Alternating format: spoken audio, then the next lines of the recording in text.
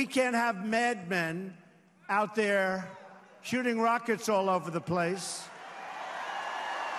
Rocket Man should have been handled a long time ago. He should have been handled a long time ago by Clinton. I won't mention the Republicans, right? But by Obama. I can tell you one thing, you are protected, okay? You are protected. Nobody's going to mess with our people. That was President Trump at a huge rally in Alabama tonight. Let's get reaction. So Rocket Man on the agenda, Greg Gutfeld. Don't mess with President Trump. Well, he's a master at labeling. Let's face it. Rocket Man is pretty good. There's a couple of interesting things about this. He's in your living room when he's talking to you. It's a contrast between him and Obama. And Obama was erudite, academic, contemplative.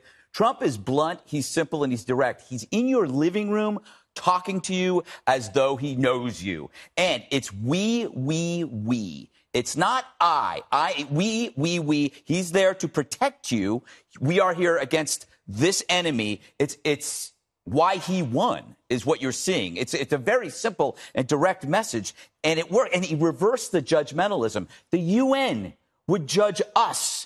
And now he went into that place and he judged them. How refreshing is that? It's very refreshing. And Gutfeld makes a point that he's really, as a billionaire real estate mogul from Manhattan, assumed this man of the people mantle where he'd go down to Alabama and be one with the folks, Kimberly. Yes, because he's authentic in his own skin. He really loves what he's saying, what he's doing, how he's doing it, and he conveys that to the crowd. He conveys warmth to the people, that he really cares about them, that he wants to get the job done. And then he was very happy to list the number of accomplishments because he's going to take it, to himself to do it because he's not going to rely on the media to actually get it out there. And there were things that he's done that we actually remembered that were so far and early in the administration that people might have forgotten about. He makes the point about, the Rocket Man ran wild under Clinton. Not going to mention the Republicans. And President Obama won. He does have a point. Oh, my gosh.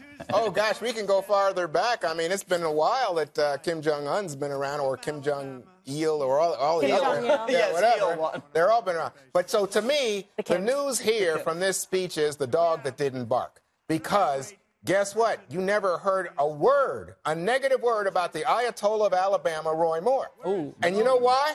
Because it's not only, I was saying Ben Carson seems to have endorsed him, but look at this. Sarah Palin, you know what I'm saying? Steve King, you can go on. Huckabee, True. Sebastian Gorka's behind him. They're all with Roy Moore.